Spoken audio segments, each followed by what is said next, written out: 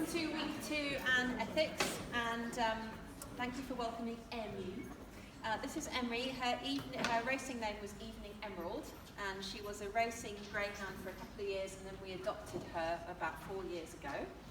I've brought her in today because, of course, we're looking at philosophy and the topic of ethics, and of course there are many ethical dilemmas I could talk about, but because we own an ex-racing greyhound, the treatment of greyhounds is kind of close to my heart at the moment. And I'll give you a few little facts from the RSPCA, because you might not all be aware of the racing industry and how cruel it is in reality. And more than 750 greyhounds are injured every month on the racing tracks in Australia. They have serious fractures, serious injuries, which usually result in them just being put down straight away.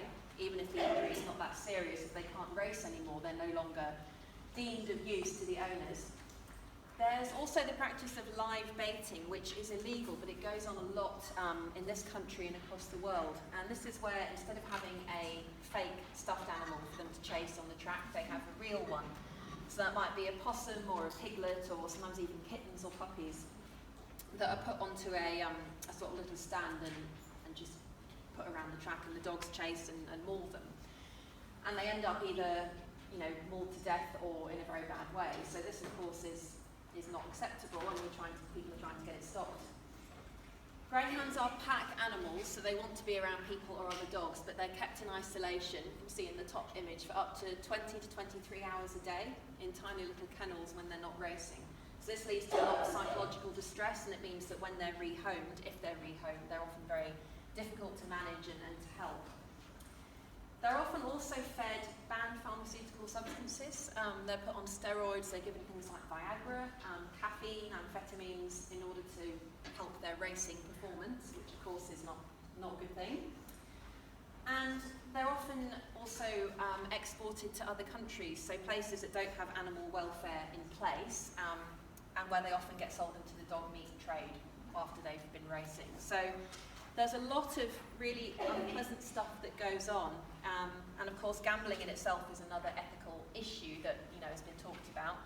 But I thought I'd bring Emmy along because although we think she was treated okay by her trainer, a lot of dogs weren't, and sometimes we do still see the results of trauma. She gets really frightened whenever there's fireworks, because on racetracks they often have fireworks at the end of a race or on a special occasion, and whenever she hears them she goes into a complete kind of trembling little mess. So things like that are still a sign of the kind of environment she came from. So I think it can be useful to sort of look an ethical dilemma in the face, as it were. So I brought Emmy along, and she's going to stay here as long as she's happy throughout the lecture, and you're welcome to come along and give her a little pat at the end, give her a cuddle, give her a treat, whatever you like. And as you can see, she's incredibly gentle, loyal, docile, and that's the kind of dogs that greyhounds are. So it's really sad what happens to them. And I just thought it was a great excuse to give her an outing and bring her along. If anyone isn't good with dogs, scared, or you've got an allergy or anything like that, I don't mind if you want to go out at any point, but I promise I won't take her off the lead and she will just stay up here at the front with me. So, I'm going to move on to a couple of other ethical issues.